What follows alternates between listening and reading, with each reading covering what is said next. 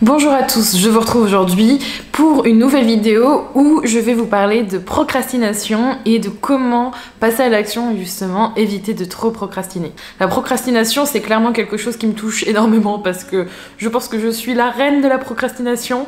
Le fait de procrastiner, c'est tout simplement le fait de toujours trouver une bonne excuse pour ne pas faire ce qu'on a envie de faire, de presque vivre dans sa tête, de gamberger, de passer son temps à nous empêcher en fait de passer à l'action. On s'empêche réellement de faire notre travail, de faire nos projets, de faire ce qui compte pour nous.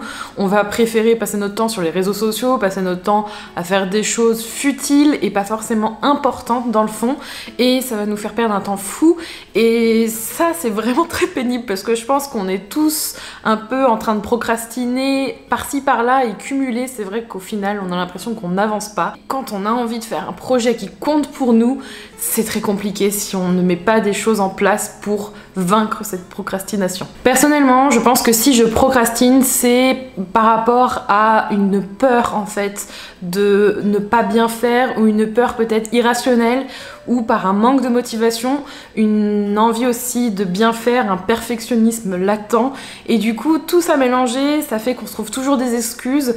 Et de mon côté, c'est vrai que ça m'empêche d'avancer dans ce qui compte vraiment, et le fait d'en avoir conscience, c'est déjà très important. Pouvoir mettre un nom sur ce frein qui est en nous, qui nous empêche d'avancer, et de mettre un mot comme la procrastination par exemple, c'est déjà savoir ce vers quoi il faudra aller pour trouver des solutions. Donc on sait que là c'est la procrastination.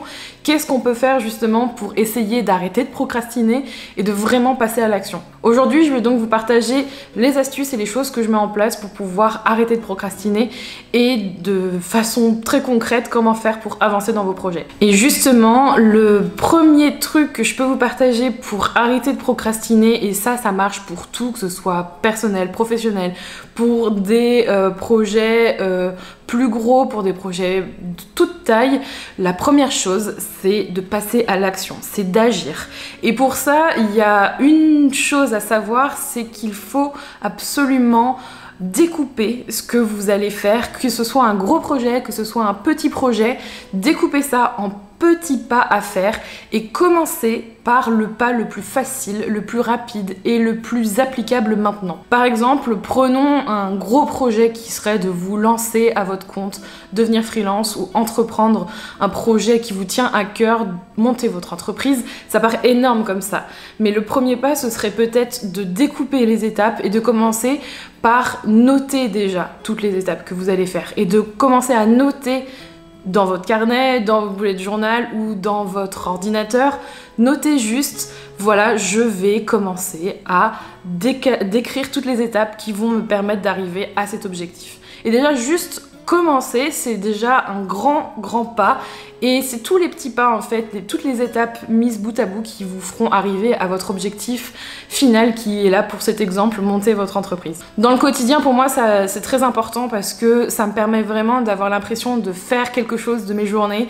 Donc j'ai tendance à vraiment découper au maximum ce que je peux faire et faire au plus facile, au plus rapide les choses. C'est-à-dire que par exemple, si j'ai un projet ou si j'ai une vidéo à monter par exemple, la première étape ce serait de commencer à noter l'idée de cette vidéo, et déjà on a l'impression de faire quelque chose. Et ça, faire, passer à l'action, agir, c'est vraiment le truc premier pour moi qui va tuer entre guillemets un peu ce côté procrastinateur qui est en chacun de nous, et ça fait vraiment du bien. On a l'impression de faire quelque chose et d'avancer. De faire tous ces petits pas, toutes ces étapes, ça va aussi vous amener à un espèce de flot de travail, et c'est vrai que quand on a tendance à être engagé, à être dans le mouvement, à être dans l'action, ça nous met dans un état spécifique de travail. Je ne saurais pas forcément vous le décrire, mais ça vous met ça vous demande de vous focus, de vous concentrer sur quelque chose de particulier. Donc par exemple, là je parlais de monter une vidéo, ça peut être justement de se concentrer sur l'objectif principal, c'est de publier cette vidéo, de vous mettre à faire justement chaque jour une petite étape et vous allez voir qu'au fur et à mesure, vous allez avoir ces habitudes qui vont s'installer et la procrastination aura moins tendance à s'installer justement parce que vous aurez l'habitude de faire un petit peu chaque jour quelque chose. Ma deuxième astuce, c'est d'utiliser un temps limité et pour ça, j'ai une méthode bien particulière que j'utilise depuis plusieurs semaines qui fonctionne bien sur moi, c'est la méthode Pomodoro. La méthode Pomodoro, c'est en fait une méthode qui va vous permettre de timer vos temps et de vous obliger à faire les choses dans un temps défini. Là, la méthode Pomodoro, c'est par tranche d'une vingtaine de minutes. Moi, je la fais à 25-30 minutes, 25 minutes en général. Et en fait, je mets mon timer à 25 minutes et ça m'oblige à faire une tâche ou à faire quelque chose dans ce créneau de 25 minutes.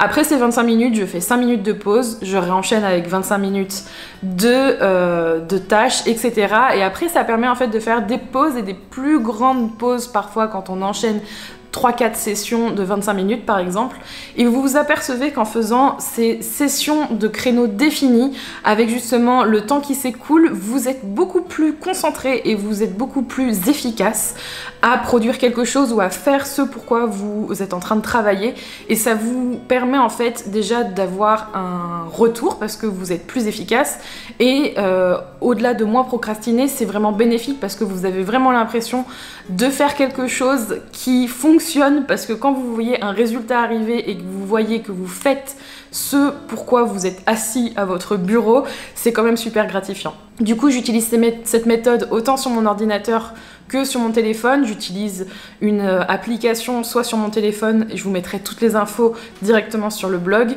et du coup c'est vrai qu'on peut le faire n'importe où et c'est très efficace de savoir qu'on n'a qu'un temps limité pour réaliser une tâche.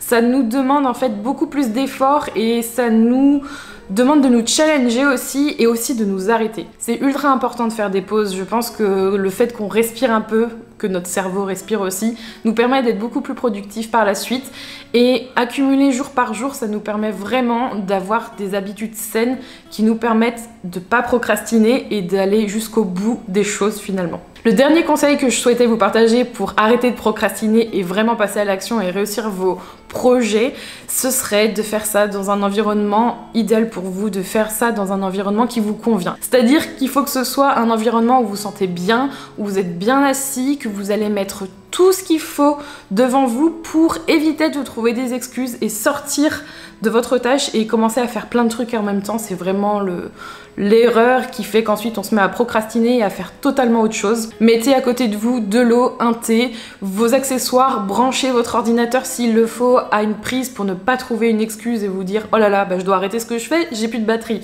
C'est souvent le truc qui tue. Du coup, mettez tout ce qu'il faut en place pour avoir une session productive de travail et vraiment aller dans de bonnes habitudes pour éviter de vous disperser. Ça passe aussi par de la musique si vous aimez travailler en musique, ou avec un casque si vous n'aimez vraiment pas travailler avec du bruit autour. Trouvez votre environnement, mettez des choses qui vous inspirent et soyez dans un environnement serein qui vous convient, c'est très important. Je pense qu'on ne travaille pas forcément d'une bonne manière, où on n'est pas confiant, on n'est pas bien quand on travaille dans un endroit où on se sent pas à l'aise, ou qu'on n'a pas tout ce qu'il nous faut à disposition. C'est justement là où on commence à s'évader et que notre cerveau est complètement à l'ouest. Donc mettez tout ça en place pour éviter justement de procrastiner. Et vous dites-moi en commentaire quelles sont vos astuces pour arrêter de procrastiner, ça m'intéresse. On se retrouve la semaine prochaine pour une nouvelle vidéo. En attendant, prenez soin de vous, à bientôt, bye bye.